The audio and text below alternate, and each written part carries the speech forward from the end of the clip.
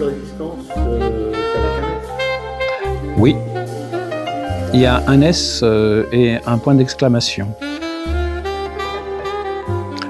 Parce qu'il n'y a pas qu'une résistance, et c'est résistons avec un point d'exclamation, parce que résistons, ça nous implique. Moi, ça implique, ce n'est pas que des images, c'est aussi des actes avant et après. En fait, comment tu définirais la résistance?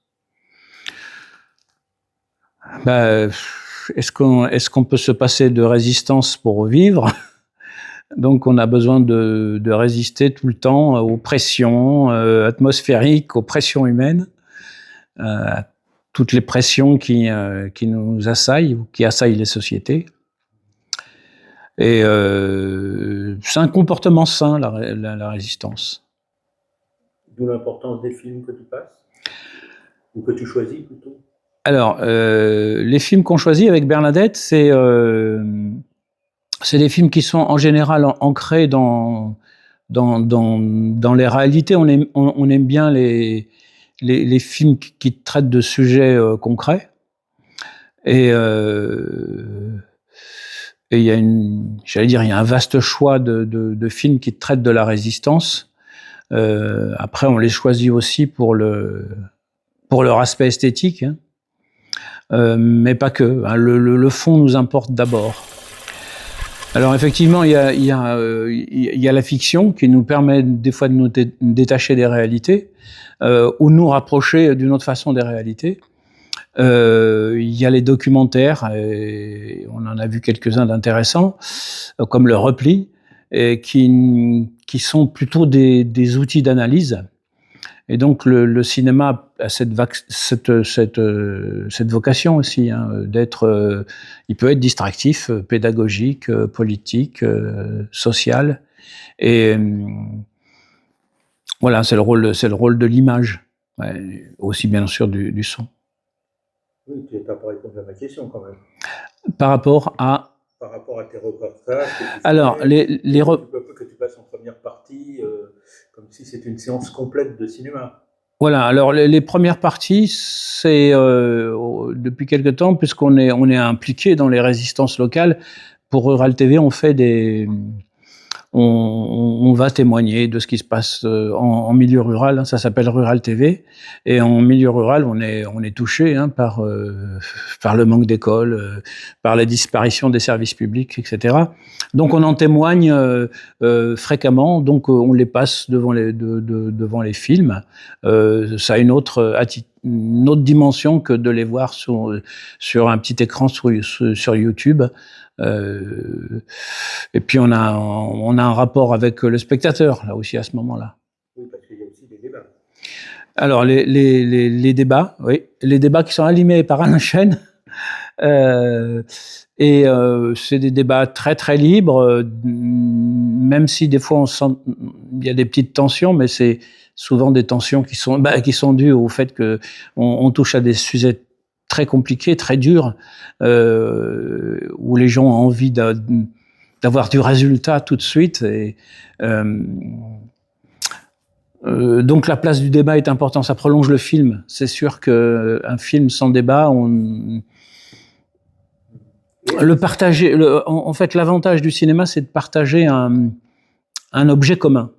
Parce qu'on peut toujours parler, chacun avec nos références. Et l'avantage de partager un moment, des images, on a quasiment les mêmes repères à un moment T qu'on peut confronter. Et, du moins qui nous sert à confronter nos opinions. C'est un très bon socle, un très bon socle d'idées. Est-ce qu'il y a beaucoup de difficultés à trouver des films dans la structure? Parce qu'il faut que tu expliques un petit peu aussi ce qu'est la Scénette. Alors à la Scénette, ce festival, c'est le prolongement d'un festival qu'on avait fait à Gourdon qui s'appelait Images en résistance et qui a disparu pour des raisons économiques et politiques. Et là, dans notre salle, on a décidé de le faire revivre et de l'appeler Résistons. de manière à impliquer plus de gens, plus de spectateurs, mais plus d'acteurs locaux. Voilà. J'ai perdu le sens de ta question. L'intégration de ce festival, de ce moment de cinéma qui dure 3-4 jours, il est important pour nous puisque si on a mis un écran dans la scénette qui prend la largeur du bâtiment, c'est parce qu'on attribue on accorde une place importante pour nous à l'image, à la fabrication des images en général. Hein. Que ce soit du reportage local ou que ce soit du film de fiction, du documentaire. Et ça nous permet surtout ici d'accueillir des expériences. Voilà. Exactement comme on accueille des expériences en termes de spectacle, hein, pour des musiciens, etc. Ça nous intéresse de voir ce que font les gens, abouti, pas abouti. Donc c'est un outil aussi dans le concept de résistant. L'outil est un outil de résistance aussi. Il n'y a pas que ce qui est sur l'écran, c'est la façon d'opérer qui nous paraît important. L'année dernière, c'était 12 films. On a un peu réduit la voilure pour des raisons économiques, puisqu'on autofinance complètement ce moment de résistance. Mais on s'interdit rien tout au long de l'année. C'est-à-dire que tout au long de l'année, on a de la souplesse, on a un bon appareil, on a de quoi faire du son. Donc, quand des gens viennent et nous disent on aimerait passer ce film-là, le diffuser, le partager, ça fait partie des moments de résistance. La difficulté, pour nous, c'est surtout une difficulté économique, parce qu'il faut payer un forfait, etc. Hein. Sinon, on aurait pléthore. Hein, on aurait pléthore de films. Eh ben, quand on gratte, il y en a. Il y en a. Soit il touche un petit thème, soit c'est des thèmes plus larges. Alors, le problème, c'est, oui, il y en a, mais on n'encourage pas les gens à produire ce genre de film, parce que c'est un risque. Hein. C'est le risque, est-ce qu'on va avoir du public pour ce genre de cinéma.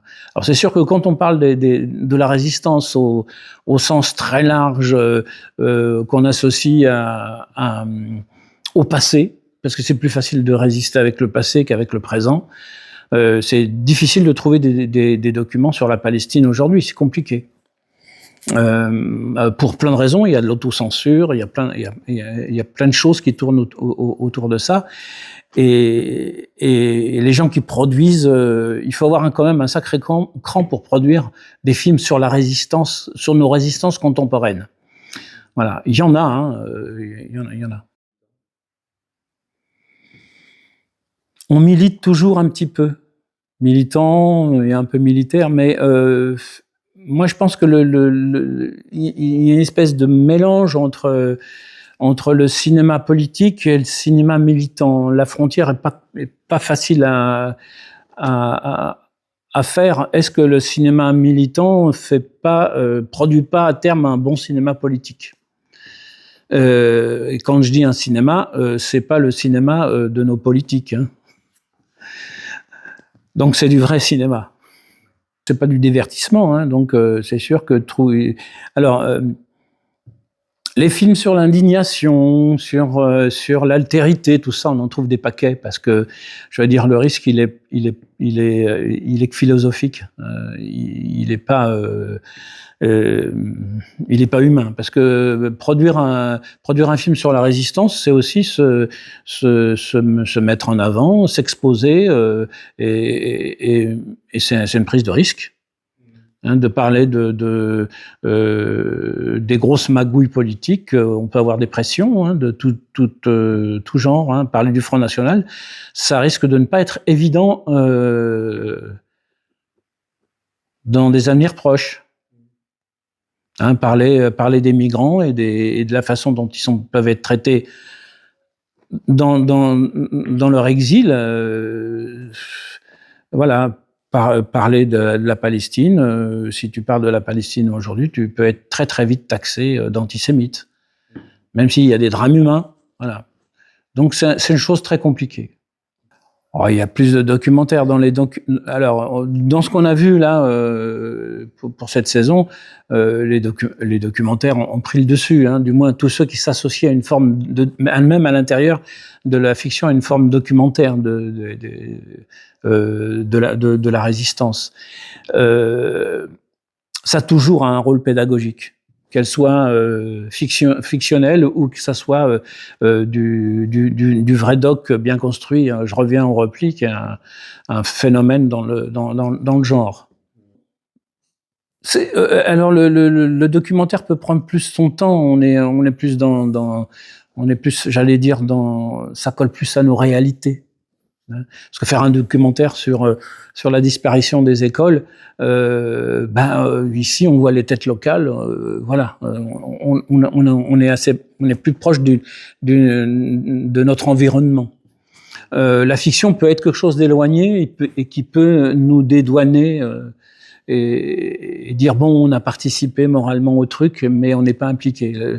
Le documentaire implique plus le réalisateur, il traite de réalité humaine avec tout ce que ça comporte, c'est-à-dire qu'on peut moins scénariser, moins lisser, moins adapter. C'est plus, j'allais dire, c'est plus réel. C'est plus réel que la fiction.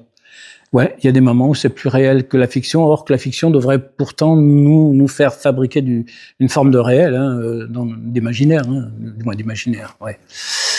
Bon, entre réel et imaginaire, des fois, la frontière aussi. Hein. On a un avantage et un inconvénient. On est autonome, c'est-à-dire qu'on décide de ce qu'on fait quand on veut, etc. On n'a pas d'interdit, on n'a pas de forme d'autocensure. Donc, financièrement, on s'autofinance. Donc, on n'a pas de subvention. Et ça permet une certaine liberté. Et cette liberté, c'est quelque chose qu'on a besoin pour résister. On ne peut pas résister entravé.